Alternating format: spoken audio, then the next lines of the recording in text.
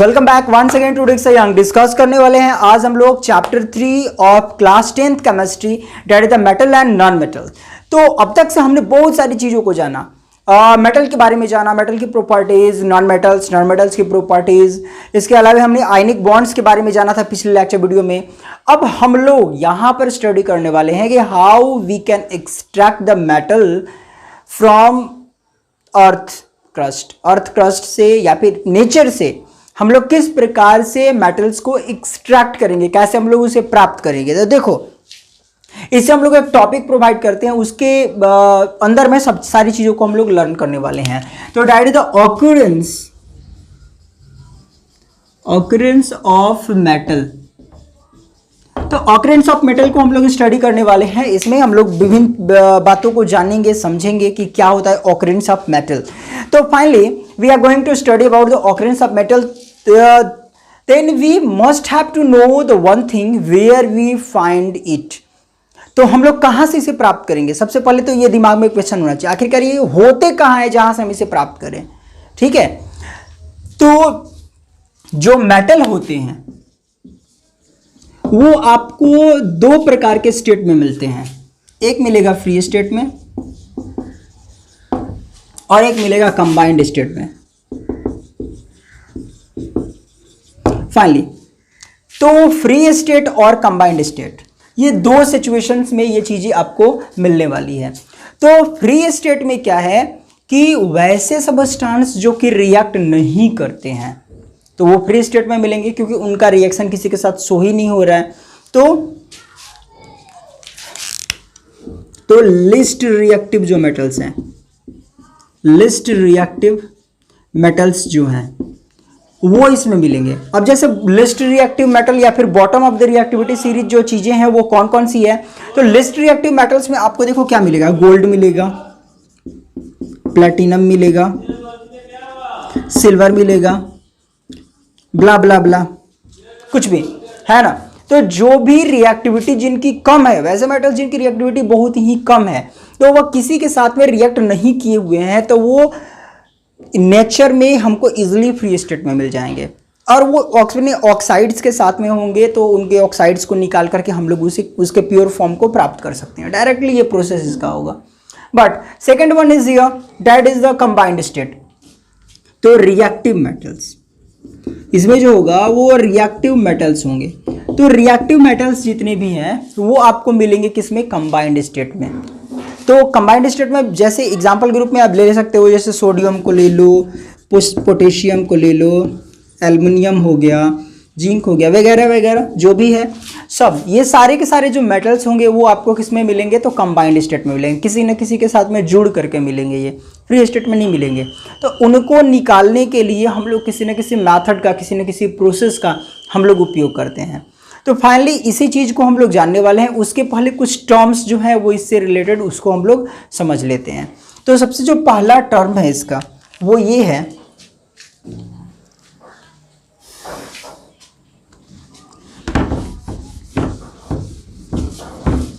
इससे रिलेटेड। तो एक बात पहले यहां पर आप समझ लीजिए कि metal occur in combined state with non metals. तो जैसे आयनिक बॉन्ड में हम लोग देखे थे, आयनिक बॉन्ड में क्या हमने जाना था कि वहां पर आयनिक बॉन्ड बना लेता है। कोई भी मेटल जो है किसी नॉन मेटल के साथ में जुड़ करके आयनिक बॉन्ड बना लेता है। तो यहाँ पर लगभग जो मेटल्स आपको मिलेंगे वो मिलेंगे नॉन मेटल के साथ में जुड़े हुए। तो हमारा जो मकसद रहेगा मेन वो ये रहेगा कि हम किसी भी तरह से क्या करें, मेटल से नॉन मेटल को हटा दें, तो हमें जो मेटल है वो प्योर फॉर्म में मिल जाएगा। इसी चीज़ को हम लोग किस प्रकार से करते हैं उसको हम लोग जानने वाले हैं। लेकिन उसके पहले हम लोग कुछ जो टर्म्स हैं जो इसको रिलेट करते हैं उनको हम लोग जानने वाले हैं। तो पहला जो टर्म होगा हमारा वो होगा मिनरल्स। कि मिनरल्स क्या होते हैं, देखो पहला मिनरल्स क्या होते हैं।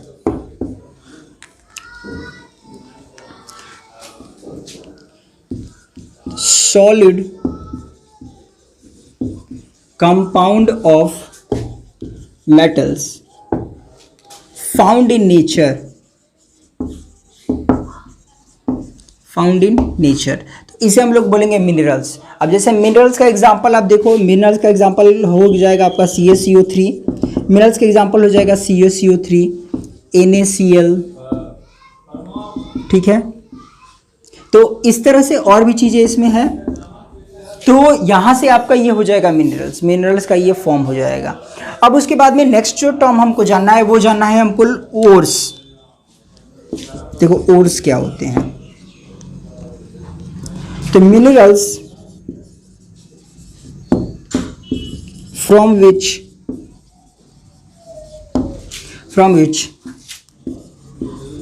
मेटल एक्सट्रैक्टेड इन लो कॉस्ट। तो कम दाम में, लो कॉस्ट में हम लोग जिस मिनरल से प्राप्त कर लेते हैं मेटल को, उसे हम लोग बोलते हैं ओर्स। ओके, तो यहां पर जैसे एग्जांपल के रूप में एक मैं लेता हूं एल्युमिनियम। तो देखो एल्युमिनियम जो है, एल्यूमिनियम जो है, अब ये जो एल्युमिनियम है यहाँ पर ये देखो दो तरह से प्राप्त होगा। एक आपको मिलता है पत्थर जैसा फॉर्मेशन होता है बॉक्साइड। अब ये तो आप बॉक्साइड से निकाल लो, और एक होता है क्ले, तो क्ले से निकाल लो। तो देखो बॉक्साइड जो है,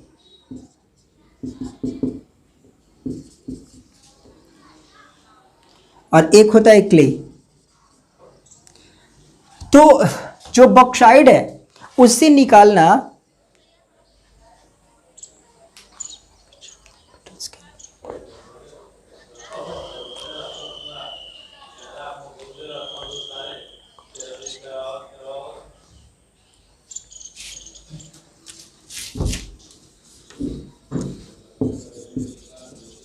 एक है बॉक्साइट और एक है क्ले। तो देखो बॉक्साइट से निकालना जो है कमर्शियली बहुत ही आसान है ना। लो कॉस्ट का मतलब क्या है? Low cost at commercial scale, commercial scale. तो ये जो है बॉक्साइट से निकालना जो है बहुत ही इसमें बोला जाता है ये लो कॉस्ट पे हमें प्राप्त जाता है। तो जिससे हमें सस्ता पड़े निकालना, जहां से हम लोग ज़्यादा मात्रा में निकाल सकते हैं। बॉक्साइट से जाओगे निकालने तो सस्ता भी पड़ेगा और ज़्यादा मात्रा में हमें मिनरल्स उससे ये जो है मेटल वो हमें मिल भी जाएगा। तो अब यहाँ पर वो क्या है, एक सस्ता भी है और स्पेसिफिक अमाउंट में जो है हमारा मेटल वो हमें मिल भी जा रहा है। तो इसीलिए ओर्स जो है वो क्या होते हैं, वैसे मिनरल्स होते हैं जिससे हम लोग बड़े ही कम दाम में हम लोग उससे मेटल को प्राप्त कर लें। सिंपल से एग्जांपल देखो, एग्जांपल में मैंने दिया कि एल्युमिनियम जो है वो बॉक्साइट से भी मिलेगा और एल्युमिनियम जो है वो क्ले से भी मिलेगा, लेकिन बॉक्साइट से निकालना हमारे लिए सस्ता पड़ता है। तो इसीलिए बॉक्साइट क्या हो जाएगा, इसको हम लोग बोलेंगे ओर्स। यहाँ पर क्या हो जाएगा, बॉक्साइट ओर्स हो जाएगा। लेकिन ये जो क्ले होगा वो ओर्स नहीं माना जाएगा। ठीक है, अच्छा, तो इससे एक कंक्लूजन ये निकाल लो सिंपल सा कि जो मिनरल्स होते हैं वो ओर्स हो सकते हैं। तो all the minerals are ores but all the ores are not minerals. ठीक है, ये पॉइंट भी आप यहां पर नोट कर सकते हो। क्या चीज कि all the minerals are ores, sorry, all the ores are minerals but all the minerals are not ores. ठीक है, यहां पर ये बातें हैं। आगे बढ़ेंगे और अगला जो टर्म होगा उसको समझने वाले हैं कि वो क्या कहता है हमसे। चलिए आगे जो टर्म होगा वो हम लोग जानेंगे मेटलर्जी के बारे में।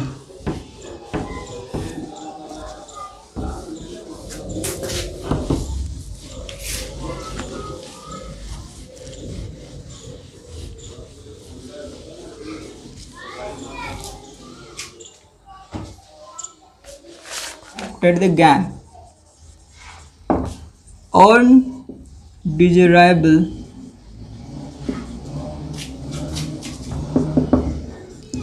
impurities found on minerals या फिर ओर्स बोलिए। तो जो भी इम्प्यूरिटीज़ मिलती है, जैसे मेटल एक्सट्रैक्शन करते समय में जो इम्प्यूरिटीज़ मिलती है मिनरल्स के अंदर में, उसे हम लोग बोलते हैं गैंग। है ना। वो इम्प्योरिटीज़ अलग अलग तरह की हो सकती है, कंकड़, बालू, पत्थर, इसके अलावे जो तेल वगैरह कुछ भी हो सकते हैं उसके अंदर में, जो कि इम्प्योरिटीज़ है। मेटल के अलावे जो इम्प्योरिटीज़ उसके अंदर में है उसे हम लोग गैंग बोलेंगे। तो सबसे पहला काम तो यही होता है कि गैंग को अलग करें, उसके बाद कुछ अगला प्रोसेस होता है हमारा। तो आगे बढ़ते हैं और देखते हैं जो हमारा जो मेन टॉपिक आज का शुरू होने वाला है वो हम लोग जानने वाले हैं, वो है मेटलर्जी। मेटलर्जी, तो ये मेटलर्जी क्या होता है? This is the process, it is a process,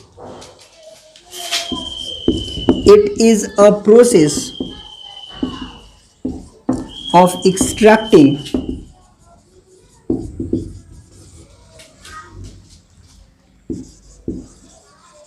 metal and refining it।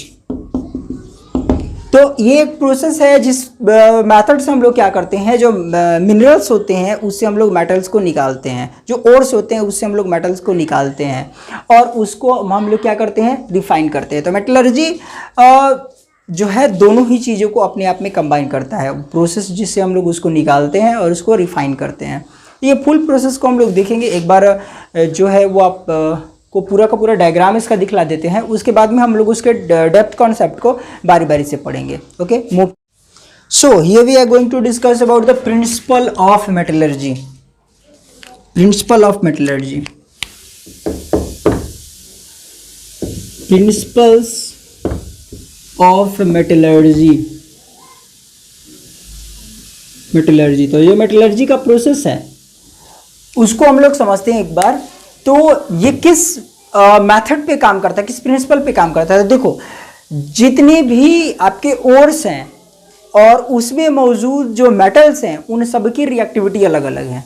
ठीक है, कोई ज़्यादा रिएक्टिव है, कोई मिडिल रिएक्टिव है, कोई बहुत लो रिएक्टिव है। तो उस रिएक्टिविटी के आधार पर हम लोग प्रोसेस करके उससे हम लोग मेटल को एक्सट्रैक्ट करते हैं। This is the principle behind the metallurgy.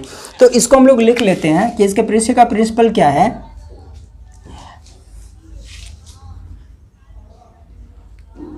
तो इसके पीछे का प्रिंसिपल है आपका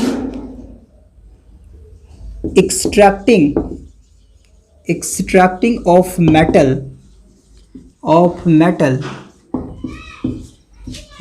based on extracting of metal based on the reactivity of metal।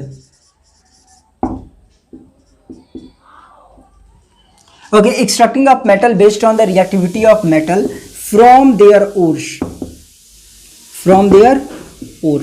तो उसके ओर्स से वो जो रिएक्टिविटी है उसके आधार पर हम लोग जो मेटल को एक्सट्रैक्ट करते हैं। This is the principle behind the metallurgy. Okay, तो एक बार इसको हम लोग थोड़ा ओवरव्यू इसका देखेंगे। इसको मैं इरेज करता हूँ, फिर से लिखता हूँ ऊपर से। चलो देखो, इसके प्रिंसिपल जो होता है जो मेटलर्जी का, उसको हम लोग स्टडी करने के लिए हम लोग इस प्रकार से इसको डिनोट कर सकते हैं कि यहाँ पर देखो, जैसे मान लो कि कोई मेटल है, सॉरी ओर्स है, हमको ओर्स से कोई मेटल को निकालना है। ओके, तो सबसे पहला जो काम हम लोग करने वाले हैं कि कॉन्सेंट्रेशन ऑफ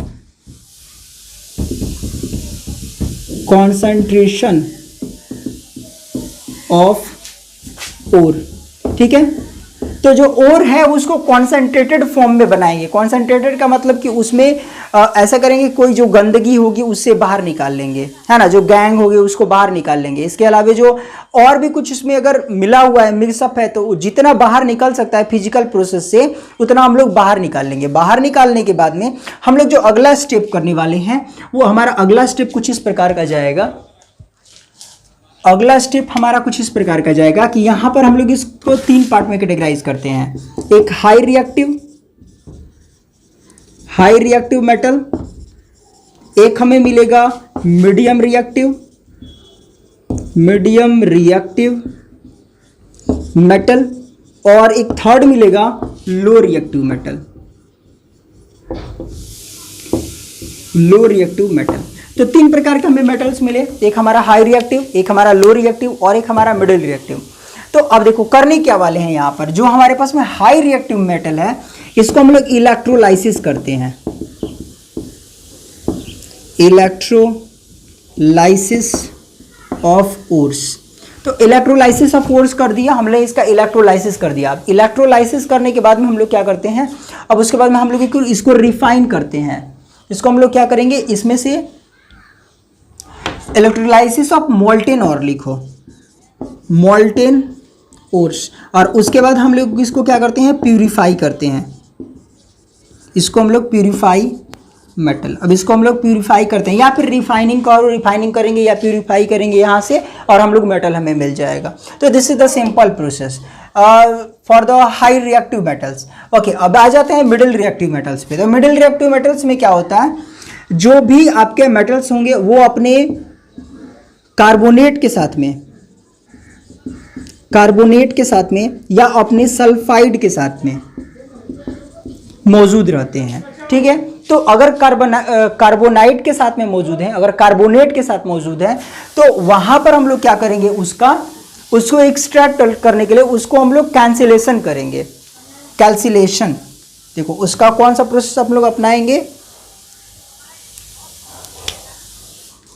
कैल्सिनेशन। तो यहां प्रोसेस अपनाने वाले कैल्सिनेशन यहां पर। और जो सल्फाइड मौजूद है उसको हटाने के लिए हम लोग रोस्टिंग का प्रोसेस अपनाते हैं। ठीक है, तो यहां से कार्बोनेट का प्रोसेस, अब कार्बोनेट का प्रोसेस क्या होता है उसको मैं आगे डिस्कस करने वाला हूं part wise part.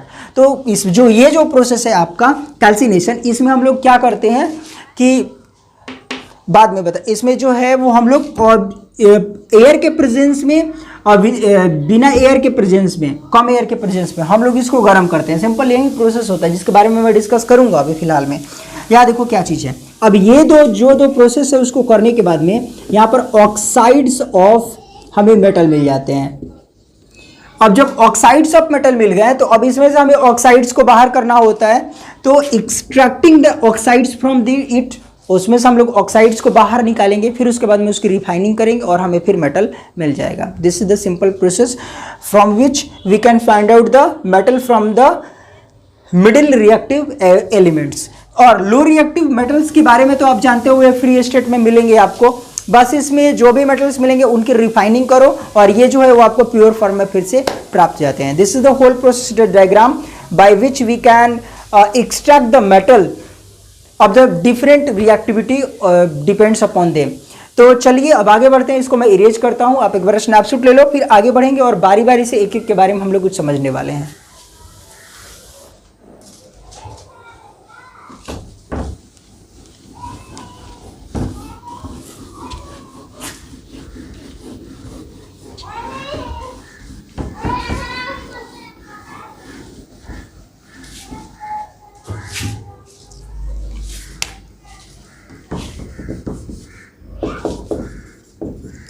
Extracting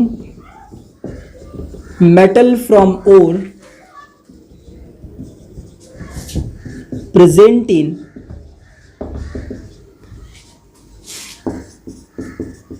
bottom of activity series। तो जो bottom of the activity series में होंगे उनके पास में लो रिएक्टिविटी होगी, वो किसी से ज़्यादा रिएक्टिव मेटल नहीं होंगे, किसी से ज़्यादा रिएक्ट नहीं किए होंगे, तो उनको हम लोग इजीली एक्सट्रैक्ट कर सकते हैं सिंपल ऑक्सीडेशन के मेथड से। उनका ऑक्सीडाइजेशन करा देंगे हम लोग तो वो सीधे हमें प्राप्त हो जाएंगे। तो उसका सिंपल सा प्रोसेस जो है वो हम लोग देख लेते हैं, उसको हम लोग राइट डाउन भी थोड़ा कर लेते हैं। तो this metals are being less reactive,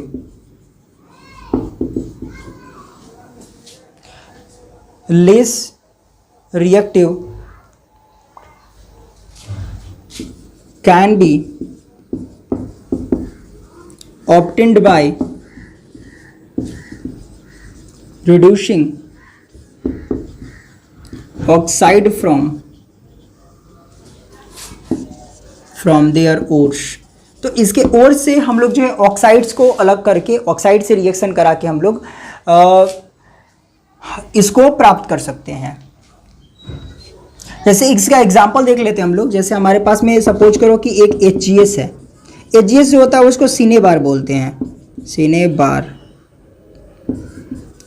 बोलते हैं। तो ये क्या है, सिनेबार एक ओर है, ओर्स क्यों है ओर्स, क्योंकि इसे हम लोग इजीली एक्सट्रैक्ट कर लेते हैं मेटल को। अब इसको हम लोग जो है ऑक्सीजन के प्रेजेंस में इसको हम लोग हीट करते हैं। जब ऑक्सीजन के प्रेजेंस में इसको हीट करेंगे तो ये कन्वर्ट हो जाएगा किसमें, ये HgO बनेगा और प्लस में SO2 की प्राप्ति होगी। ठीक है, HgO और SO2 की प्राप्ति होगी। अब HgO क्या है, तो HgO आपका होता है मर्करिक ऑक्साइड और SO2 क्या है, सल्फर डाइऑक्साइड। तो यहां से अब फिर देखो जो HgO मिला हुआ है, HgO मिला हुआ है, इसको हम लोग फर्दर हीटिंग करते हैं, फिर से हीटिंग करते हैं और फिर से हीट करने के बाद में ये जो है वो Hg में, मरकरी में और ऑक्सीजन में ब्रेक डाउन हो जाता है। तो इस प्रकार से ये हमें प्राप्त हो जाता है।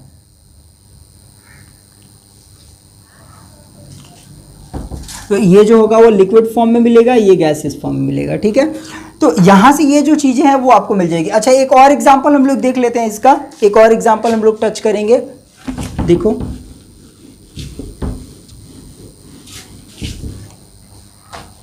दूसरा एग्जांपल ले लेते हैं हम लोग। जैसे दूसरा एग्जांपल हम लोग क्या लें, जैसे एक लेते हैं कॉपर ग्लांस का, Cu2S है, इसको हम लोग बोलते हैं कॉपर ग्लांस, कॉपर ग्लांस। तो अब कॉपर ग्लांस जो है इसको हम लोग जब रिएक्ट कराते हैं ऑक्सीजन के साथ में, तो ऑक्सीजन के प्रेजेंस में जब इसको हम लोग करेंगे तो ये फिर हमें क्या देगा, Cu2S Cu2O प्लस SO2 की प्राप्ति होगी यहाँ से। ठीक है, अब फिर ये जो Cu2O मिला हुआ है, Cu2O मिला हुआ है, उसको हम लोग फिर से हीट जब करते हैं, जब उसको हम लोग फर्दर हीटिंग करते हैं तो यहाँ से ये जो है वो ब्रेक डाउन हो जाता है और हमें प्राप्त होता है Cu और प्लस में ऑक्सीजन। ठीक है, तो इस प्रकार से ये चीज़ें हमें प्राप्त हो जाती है। तो सिंपल सा टर्म है ये, जिसको फॉलोड अप करके हम लोग जो है वो प्राप्त कर लेते हैं जो मेटल्स हैं होते हैं उनको। तो आगे बढ़ते हैं हम लोग और इसमें जानेंगे कि extracting of metals from ores present in the middle of reactive series. ठीक है, अभी फिलहाल में हमने देखा कहाँ पर कि bottom of the reactive series, bottom में क्या होता है जहाँ पर लेस रिएक्टिव होते हैं।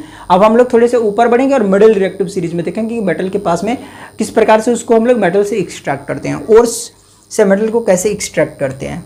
तो ले लो एक बार स्नैपशॉट, फिर आगे बढ़ते हैं और इस चीज़ को समझते हैं आगे।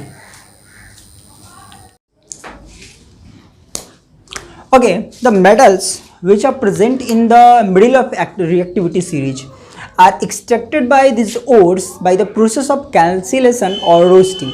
तो एक बात समझ लीजिए, जैसे यहाँ पर अब हम लोग देख रहे हैं कि extracting of metal present in middle of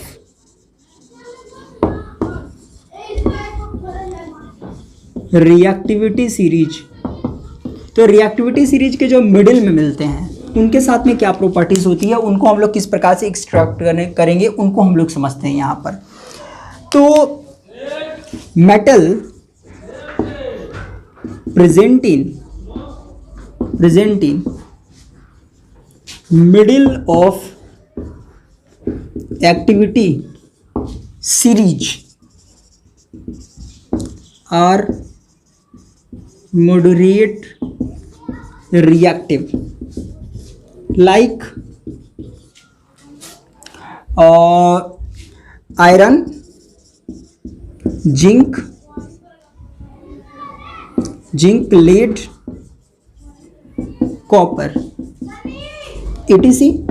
So such type of metal which likewise the zinc, lead, copper, etc. वगैरह which are found in the middle of the reactivity series, जो सबसे बीच में मिलते हैं, उनके पास में ये क्वालिटीज़ होती है कि वो जो होते हैं वो मॉडरेट रिएक्टिव होते हैं। मतलब ऐसा नहीं है कि बिल्कुल लो रिएक्टिव नहीं, हाई रिएक्टिव नहीं है, वो मिडिल में मॉडरेट रिएक्टिव होते हैं। और इनको अलग करने के लिए जो हम लोग मेथड अपनाते हैं वो हम लोग अपनाते हैं दो।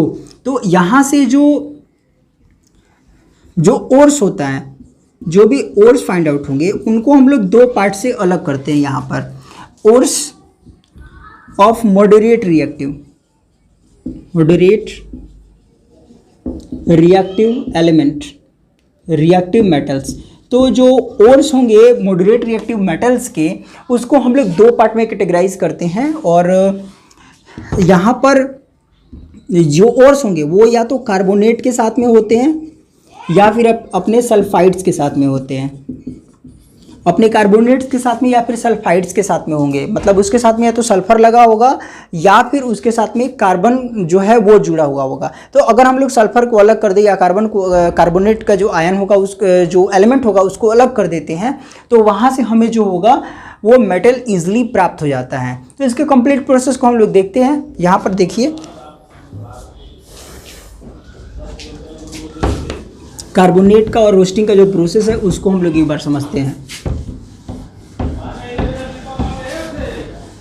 चलिए देखिए,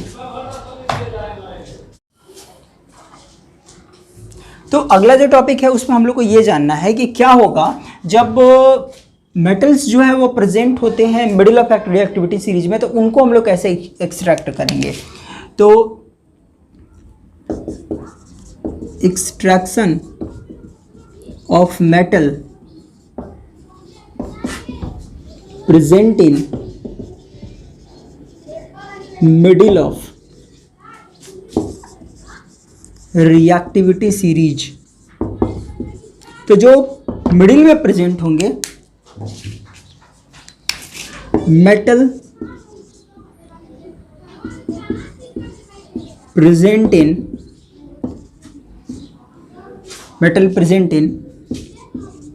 middle of activity series is with carbonate और सल्फाइड ओर्स। तो ये जो है वो प्रेजेंट होते हैं एक्टिविटी सीरीज में या तो अपने सल्फाइड ओर्स के साथ में या फिर अपने कार्बोनेट ओर्स के साथ में। तो इसके लिए हम लोग एक प्रोसेस अप्लाई करते हैं। अब वो प्रोसेस क्या होता है, वो प्रोसेस ये होता है कि जिसके साथ में सल्फाइड्स होते हैं, वहाँ पर हम लोग रोस्टिंग का प्रोसेस, और जहाँ पर कार्बोनेट्स होते हैं वहाँ कैल्सिलेशन का प्रोसेस अप्लाई कर देते हैं। तो इसको देखिए एक बार, यहाँ पर जो है इस प्रोसेस में दो पार्टीशन में हमको चीज़ें मिल गई। तो जो सल्फर के साथ में होगा वो सल्फाइड ओर्स होंगे। तो यहाँ पर मान लो ये सल्फाइड ओर्स यहाँ पर प्रेजेंट है, और यहाँ पर जो है वो कार्बोनेट ओर्स प्रेजेंट है। तो जो सल्फाइड ओर्स होंगे उनके साथ में हम लोग जो प्रक्रिया करने वाले हैं वो है रोस्टिंग का, और जो हमारे पास में ये कार्बोनेट ओर्स हैं उनके साथ में हम लोग कैल्सिनेशन का हम लोग प्रोसेस करने वाले हैं। तो देखो, जैसे जो सल्फर के साथ में मिल करके कोई चीज़ है आपके पास में, जैसे मान लो ZNS है, जिंक सल्फाइड है, तो सल्फर के साथ में मिल करके है, तो उसको फिर क्या करेंगे, ऑक्सीजन के प्रेजेंस में उसको गर्म करते हैं, बहुत ज़्यादा एक्सेस अमाउंट ऑफ एयर में उसको गर्म करते हैं, तो उसे बोलते हैं हम लोग रोस्टिंग। अच्छा, अब उसके बाद में दूसरा जो प्रोसेस है, जैसे कार्बोनेट के साथ में हो, जैसे जिंक कार्बोनेट ले लो, ZnCO3।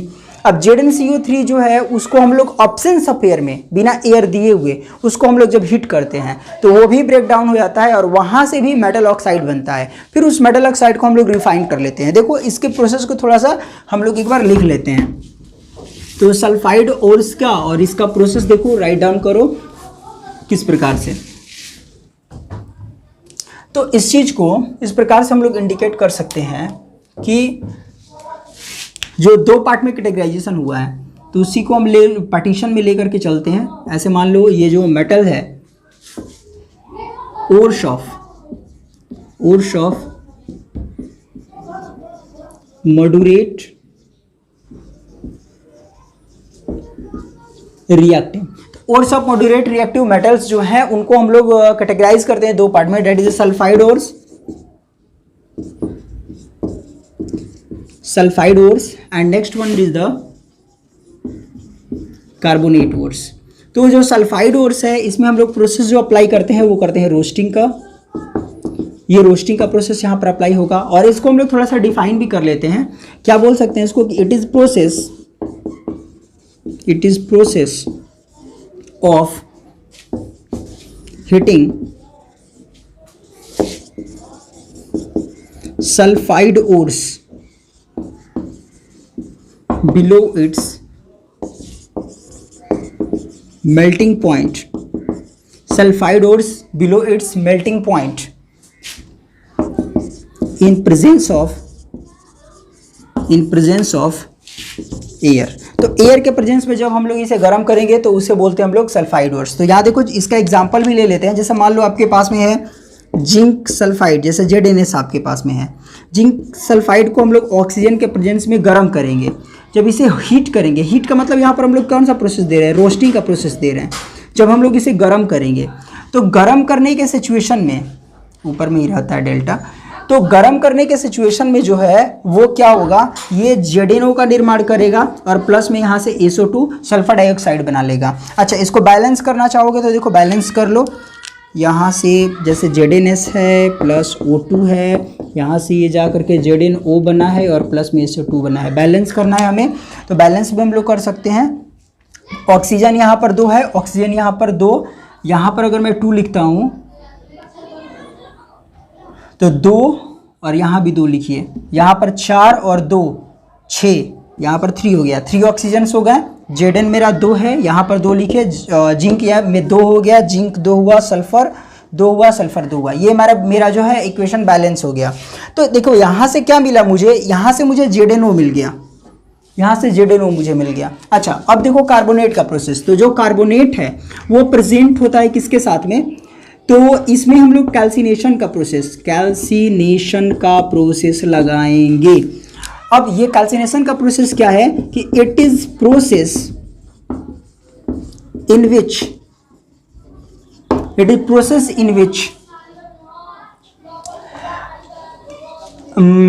Carbonate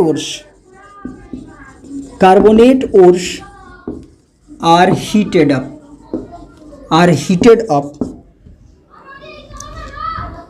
below its melting point in absence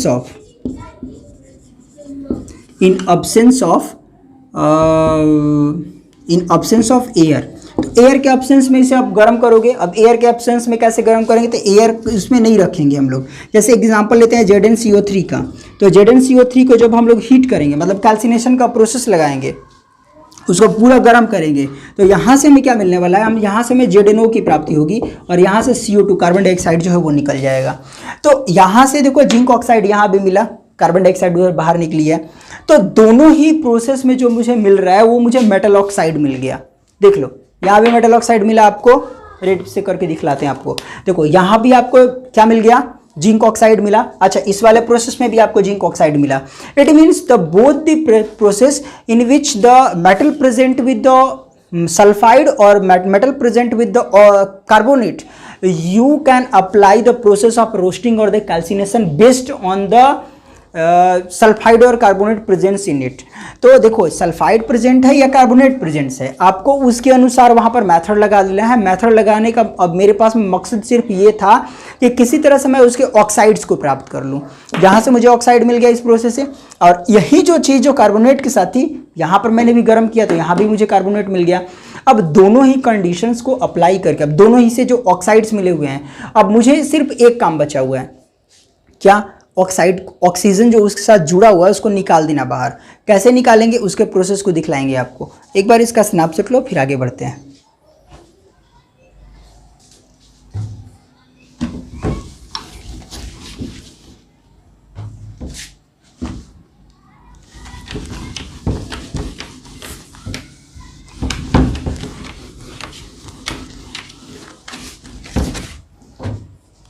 अब जो अगला स्टेप हम लोग इसमें स्टडी करने वाले हैं क्या है कि अब मुझे जो ऑक्साइड मिला है, जिंक ऑक्साइड या फिर मेटल ऑक्साइड, कोई भी ऑक्साइड मिला हुआ है, ऑक्साइड को हमें बाहर निकालना है। तो हमारा यहाँ पर हो सकता है टॉपिक रिडक्शन ऑफ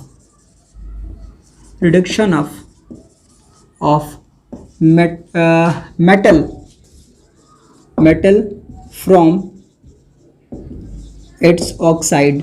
तो मेटल को फिर ऑक्साइड से हमको बाहर निकालने का जो स्टेप होगा वो अगर जान जाते हैं तो हमारे लिए बहुत फ़ायदे की बात है। तो राइट नाउ यहाँ पर जो प्रोसेस होता है ये इसको इसमें हम लोग क्या करते हैं कि इन दिस प्रोसेस क्या करने वाले हैं हम लोग कि जो मेटल ऑक्साइड होगा, उस मेटल ऑक्साइड को हम लोग गर्म करते हैं, जो रिएक्टेंट है उसके साथ में, कोई सुटेबल रिएक्टेंट है उसके साथ में हम लोग इसको गर्म करते हैं, ठीक है।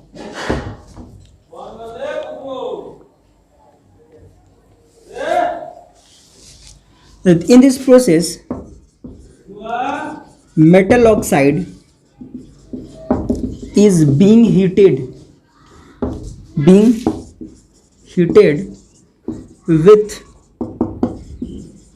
suitable reducing agent, ठीक है।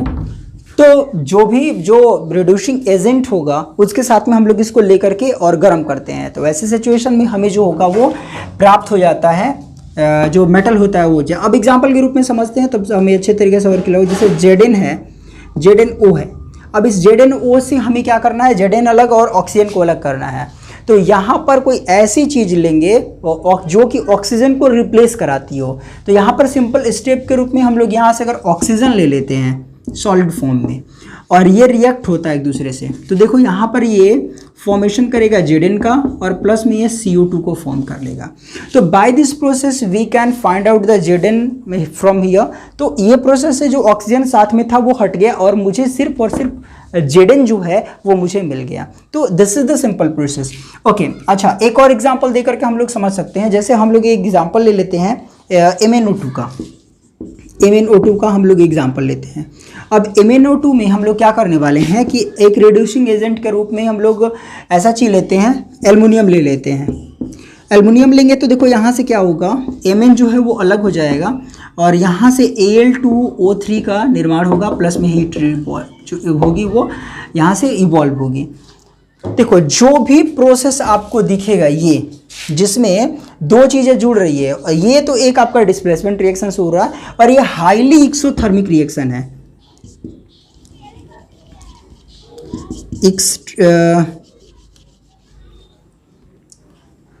This reaction is highly exothermic. The metal found during this reaction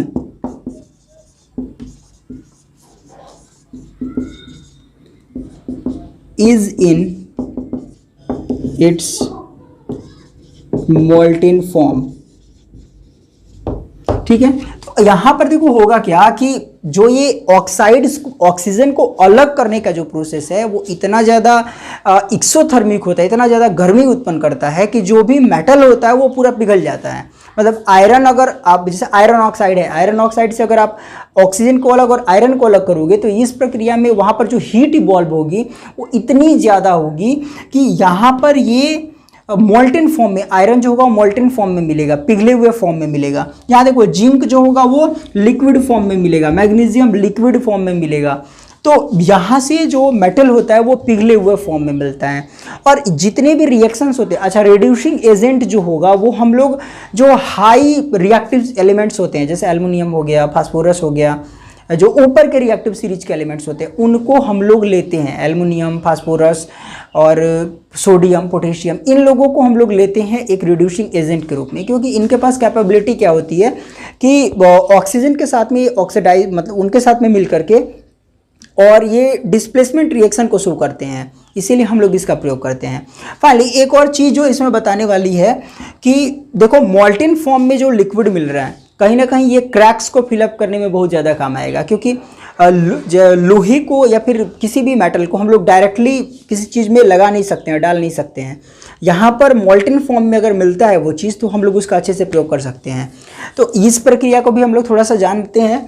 एक बार इसका स्नैपशॉट लो, फिर आगे थोड़ा सा एक टर्म, दो टर्म और बचे हुए उनको भी हम लोग डिस्कस कर लेंगे राइट नाउ। अब ये जो आपका प्रोसेस है, इसी प्रोसेस में एक और चीज़ अप्लाई होती है, जैसे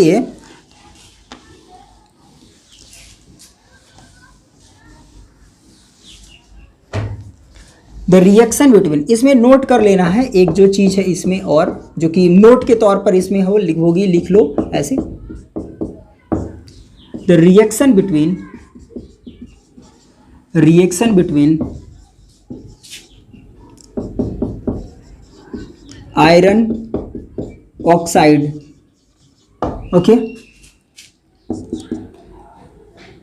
Fe2O3 और iron oxide with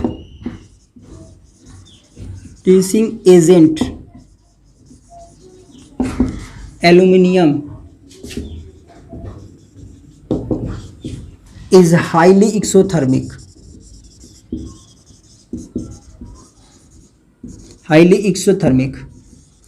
found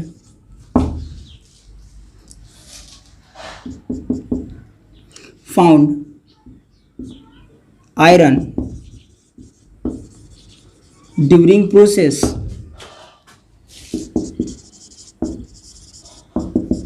is in molten form that is used to fill cracks and joints of railway tracks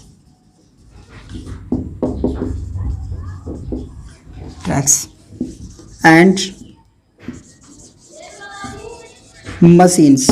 तो मशीन्स में अगर बड़े बड़े मशीनों में कहीं क्रैक आ जाए, रेलवे ट्रैक्स जो होते हैं उसमें कहीं क्रैक आ जाए, तो वहाँ पर जो ये एल्युमिनियम लगा करके वहाँ पर वेल्डिंग कर दिया जाता है, वहाँ पर उसको फिलअप कर दिया जाता है। तो इसी को हम लोग बोलते हैं, this process is called, this process बहुत इंपॉर्टेंट है, this process is called thermite welding, okay. तो इसे हम लोग वेल्डिंग बोलते हैं। नॉर्मली आप लोग वेल्डिंग देखे होंगे, उसमें वेल्डिंग में क्या होता है, जब आप जाते हो तो देखते हो कि लंबा सा पतला सा ऐसे कुछ लगा रहता है, उसमें वो एल्युमिनियम का जो पतला होता है, उसमें मेटल होता है, वो एल्युमिनियम मेटल, और वहाँ पर करंट पास कराता है और उसको पिघला करके ऐसे यहाँ पर रिएक्शन करा करके और वहाँ पर क्रैक्स को फिलअप किया जाता है। तो ये प्रोसेस जो होता है वो थर्माइट वेल्डिंग का इस्तेमाल किया जाता है। इसमें सिंपल सा यही कॉन्सेप्ट होता है कि हम लोग क्या करते हैं, जो Fe2O3 है, मतलब आयरन ऑक्साइड होता है, उस आयरन ऑक्साइड को एल्युमिनियम से रिएक्ट करा देते हैं। उस समय में जो आयरन होता है वो बिल्कुल पिघल जाता है एक्सोथर्मिक रिएक्शन के कारण, और उसका उपयोग करके हम लोग क्रैक्स को फिलअप कर लेते हैं। ठीक है, very simple process followed by this. Next जो है उसमें हम लोग मिलने वाले हैं और उसमें डिस्कस करेंगे हम लोग जो कि रिएक्टिविटी सीरीज में सबसे ऊपर के मेटल है उसको हम लोग कैसे अलग करेंगे।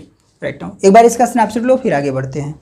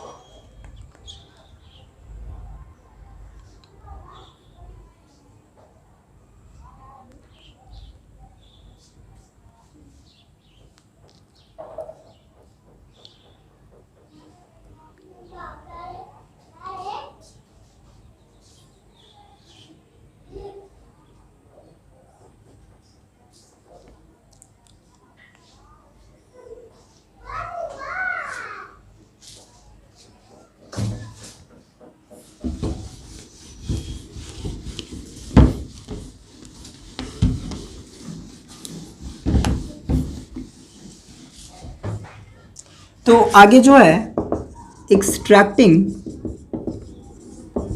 Metal present at top of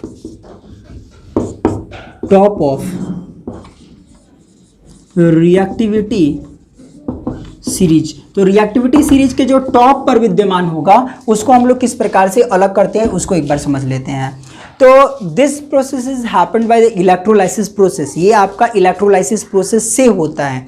यहाँ पर क्या करते हैं हम लोग, जो घोल होता है है ना। जैसे मान लो कि हमको सोडियम को क्लोरीन को अलग करना है, या फिर एल्युमिनियम को और ऑक्साइड्स जो Al2O3 है उसमें से एल्युमिनियम को अलग करना है। तो ऐसे सिचुएशन में जो टॉप रिएक्टिव एलिमेंट्स होते हैं उसके घोल को हम लोग उसमें इलेक्ट्रोलाइट्स लगा करके उसको हम लोग करंट पास कराते हैं। तो ऐसे हाई करंट पास होने के कारण उसमें जब करंट पास होता है तो एक जो कैथोड होगा और एक एनोड होगा। अब कैथोड के पास में जाकर के जो पॉजिटिव आयन्स होंगे वो चिपक जाएंगे, एनायंस के पास में जाकर के चिपक जाएंगे, और इस तरीके से वो सेपरेशन वहाँ से मिल जाएगा। तो यहाँ पर देख लेते हैं बोर्ड पर उसका फिगर के साथ हम लोग उसको आइडेंटिफाई करेंगे, चीज़ों को समझेंगे एक बार।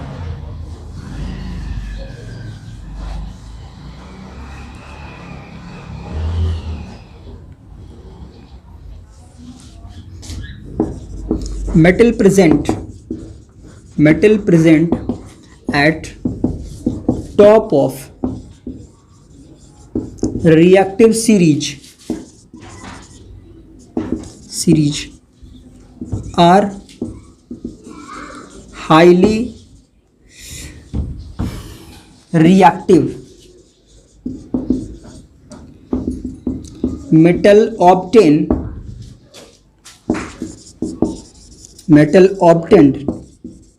by this is by process of metal obtained by process of electrolysis के प्रोसेस से हम लोग इसको अलग करते हैं। अब इलेक्ट्रोलाइसिस का प्रोसेस क्या है, देखो इलेक्ट्रोलाइसिस के प्रोसेस में एक बड़ा सा टरबाइन होगा, ऐसे ये आपका एक तरीके का, और इसमें क्या होगा, दो इलेक्ट्रोड्स लगे होते हैं ऐसे। एक इलेक्ट्रोड यहाँ मान लो ये कैटायंस है, ये मान लो ये कैटायन है पॉजिटिव, ऐसे ये पॉजिटिव है ना, इसको कैटायन लिख देते हैं, ऐसे कैटायन हो गया। अच्छा, एक यहाँ पर जो होगा वो एनायन होगा, यहाँ पर एनायन होगा, ये निगेटिव है, ठीक है। इस दोनों को हम लोगों ने कनेक्ट कर दिया ऐसे बैटरी से। कनेक्ट करने के बाद में अब इसमें से क्या होगा कि करंट पास कराया जा रहा है। अब जब करंट पास कराया जाएगा, जैसे इसके अंदर में मुझे अलग करना है, क्या कोई एग्जांपल ले लो, जैसे मान लो नमक का घोल ले लिए, ये NaCl ले लिए हम, और NaCl में हम जानते हैं एक प्लस में और एक माइनस में होता है, ये बहुत हाईली रिएक्टिव है। और हमें क्लोरीन को अलग करना है, यहाँ से क्या करेंगे, इलेक्ट्रोलाइसिस का प्रोसेस लगाएंगे। तो इसमें हम लोग घोल जो है वो इसमें ले लेंगे, किसका, तो हम लोग NaCl सॉल्यूशन ले लेंगे। इसके अंदर में हमने ले लिया NaCl सॉल्यूशन, NaCl सॉल्यूशन लिया। अब NaCl सॉल्यूशन लेने के बाद हम लोग क्या करने वाले हैं, इसके अंदर में करंट पास करा दिए। करंट पास कराएंगे तो थोड़ी देर के बाद में जो Na+ होगा वो यहाँ पर जाके चिपक जाएगा, और Cl- जो होगा वो यहाँ पर जाकर के डिपॉजिट होने लगेंगे। तो इस प्रकार से जो सोडियम होगा वो इस कैटायन के पास में हमें प्राप्त हो जाएगा। तो by this process we can extract और we can separate the metal from this non metals. तो जब भी प्रेजेंट होगा ये मेटल नॉन मेटल के साथ प्रेजेंट होगा अगर, तो यहाँ पर इलेक्ट्रोलाइसिस का प्रोसेस लगा करके हम उसको अलग अलग कर लेते हैं। लाइकवाइज एल्युमिनियम में भी यही काम करेंगे, कोई और भी जो होते हैं, सोडियम के साथ मेटल के साथ में कुछ है तो उसके साथ में भी यही प्रक्रिया, पोटेशियम के साथ में है तो यही प्रक्रिया लगा करके हम लोग उसको अलग करते हैं। तो राइट टाइम, और अब हम लोग आगे बढ़ेंगे और अगला जो टर्म होगा उसको देखने वाले हैं।